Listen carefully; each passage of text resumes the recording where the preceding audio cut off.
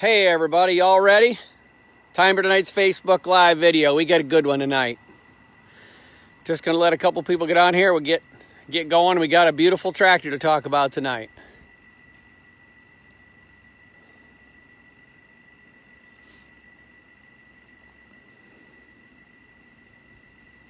Hey Barry, how you doing? I remember buying one of these from you years ago. It wasn't this one, but I did buy one from you. And Jerry's on there. As soon as we get up to 10 people, we always get started, and we're getting there pretty quick. We're at 7 already. We got a beautiful tractor to talk about tonight, the Super MTA diesel. Pretty neat tractor, pretty nice. I had a guy once say, boy, that thing's restored real nice. I said, no, you're wrong, sir. It's not restored. Hey, there we are. Okay, everybody, tonight we're going to talk about a Super MTA diesel Farmall. This tractor I have owned for 28 years. Yeah, since before my kids and before I was ever married or anything else. This tractor has a real long story. We'll get to that soon enough. But in case you're wondering, this tractor has not been repainted. This is original. This is undoubtedly the best Super MTA in the world. It's the best tractor in my entire collection. It's one of my all-time favorites for sure. Hey, Dylan. And the Super MTA was International's last row crop tractor that had the old Farmall M sheet metal. When diesel technology started in the 30s, Caterpillar went one way with their Diesel 60 and their diesels where they used a pony motor to start the diesel. International, on the other hand, did something a little different. They had their engine start on gas under low compression, had a separate set of valves that closed that chamber in the head, increased the compression, turned the diesel fuel on, and that's how you got a diesel. It started on gas to warm it up and switched it over to diesel. The first International diesel tractor was the WD-40 crawler, which then the first wheel tractor was it was a TD-40 crawler, then the WD-40 wheel tractor. And I do have one of them, the second one built, which we'll show in another video someday. But today we're talking about the Super MTA. The first one of the more modern era would have been the Farmall MD, which is just a Farmall M diesel with the engine that started on gas, switched over to diesel. It was the same tractor as a plain old Farmall M, but it had this engine. Then they had the Super MD, which is the same thing with a little more bore. And some of the later ones had live hydraulics. And then went to Super MTA diesel, which was a diesel, Farmall M, Super MTA diesel, which had the torque amplifier, which was a 2-speed kind of a power shift that we can talk a little bit about. These were made in 55 and 56. This is a late 55. Then when they went to the 400 diesel, it had the same engine as this, and the 450 diesel had the same thing with a little bit more bore, and that was the end of the gas over diesel era, right about there in the wheel tractors. The crawlers, a couple of them went on a little bit longer, but that was about the end of it. This tractor has a really interesting history. This Super MTA was bought new by Vern Ryder in Iowa. I can't remember the town. I have the information from back when I bought it. A pair of twin brothers owned a farm in Iowa, and they bought 2 Super MTAs the same day. One bought a gas, and one bought a diesel in the spring. In the fall of that year, the brother who owned the Super MTA diesel passed away unexpectedly, and this tractor was put away and never run again until Ed Lehman from Pennsylvania found it in 1990. And he bought it, and he had it for about 2 years, and then took it to an auction, and I bought it. The front tires have been replaced because they had gone flat, and the muffler's been replaced because it had no muffler when it got pulled out of the barn because they'd put it on the other tractor. Other than that, this tractor is 100% original. It has never been painted. So if you want to restore one, this would be a guide how to do one. Yes, I'm not kidding you. This is the 1955 original International red paint. Yes, these are the original 13-38 tires, gum-dipped Firestone Champion ground grip. The original rims have never been loaded. The rims have never been painted. Yes, that's the original seat cushion. Never been changed, never been touched. Everything is original, right down to, and I'm not kidding you, the original red fan belt. That's the original fan belt on that tractor. All the paint is original. Little grease here and there. The worst thing was Ed Lehman told me when they pulled it out of the shed, he had one of his guys wash it, and he washed it a little too hard and washed a little bit of the decal off. It's the only place you'd ever fault it. But that was 30 years ago. We didn't care so much about it back then. Now we know a little bit better. We walk around the back here. There's the drawbar. No wheel wear on the drawbar. It did not have fenders. I put the fenders on the year after I bought it. So if they don't look like they quite match, that's what it is. But the battery boxes are always rusted out. Look at that one, got the patent on it. And when I took it to a show, I put that on it because I didn't want anybody climbing on it either. Okay. Still got a little dust just from coming out of my shed. Original steering wheel, shiny as could be.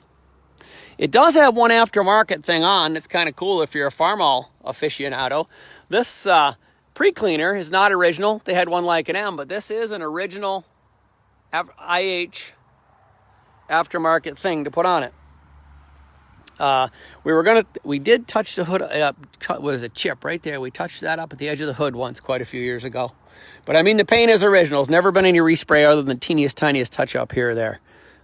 I always thought the fan belt's the coolest thing of all. Original hoses, original fan belt. I'll start it up here, but it's pretty neat. Oh, hey, I wanted to show you the torque amplifier. Not everybody who's familiar with an International knows what a torque amplifier is. The Oliver had a similar thing, but the torque amplifier was a little clutch inside the clutch housing, a separate clutch. So if say you were pulling a hill, if you pulled this back, it reduced your speed by about 30% so that you could get up the hill, and then you would just slowly put it back and you'd go back to the full speed. You had to watch it, though. You can only use it going uphill or under load, because if you pulled this back going downhill, this thing would freewheel full speed. And if you pushed it back ahead again, you'd tear the clutch right apart. You can still rebuild these torque amplifiers, and the parts to rebuild them are not expensive, well under $1,000. A lot of these Super MTAs still working. Very, very powerful. They're like a Farmall M, but they've got 10 more horsepower, so they're pretty neat. On this one, as I said, the front tires had been flat. We were fortunate enough to find some of the original new old stock diamond tread tires to put on it. In fact, Ed did that before I bought it. As you can see, the engines were primed white before they were put in the tractors. That came from when they pressure washed it and pulled it out of the barn. They got the pressure washer just a little bit too close. It did not have the original muffler. I'd love to have a new old stock muffler, but I have to admit these reproduction ones with the IH numbers that are chrome look like $1 million. Now, to get this tractor started, you turn the gas on here for the gas, okay? We'll get up on the operator's platform, and I'll show you how we start it up. Doesn't start quite like a regular M, that's for sure. Now, we turn the switch on.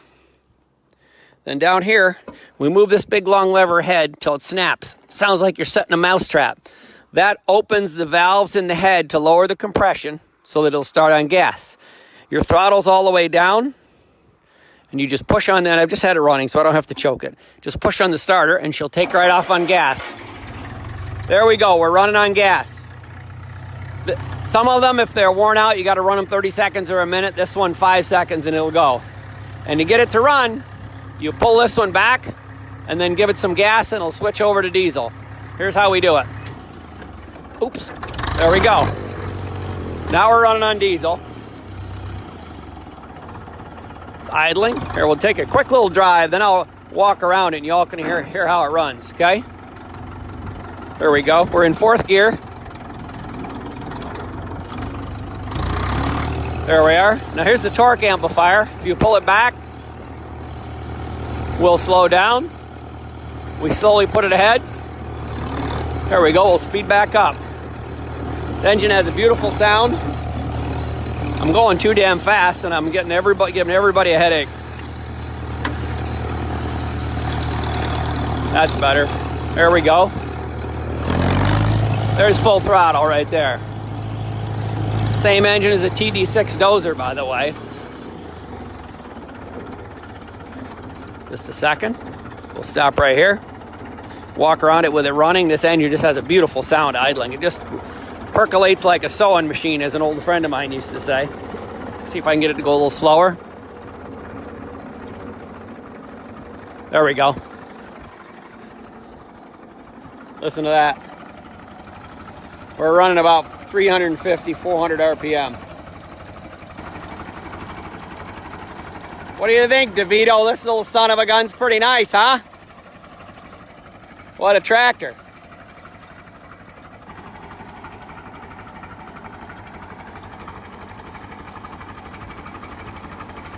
You gotta love the sound of that. Look at that, just barely turning over.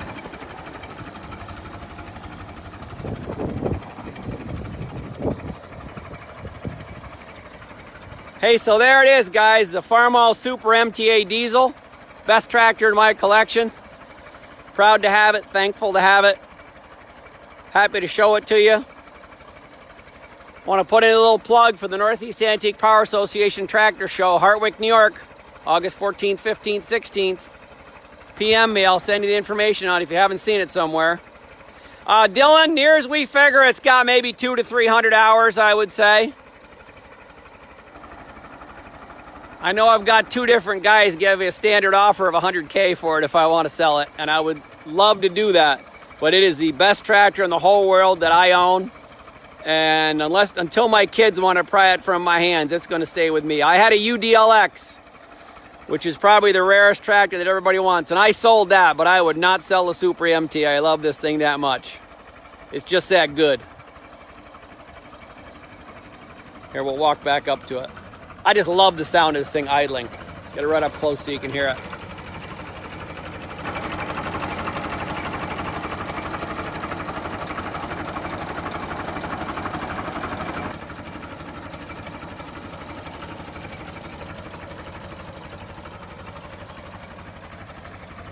Yeah, if anybody wants to restore one, come here, take some pictures.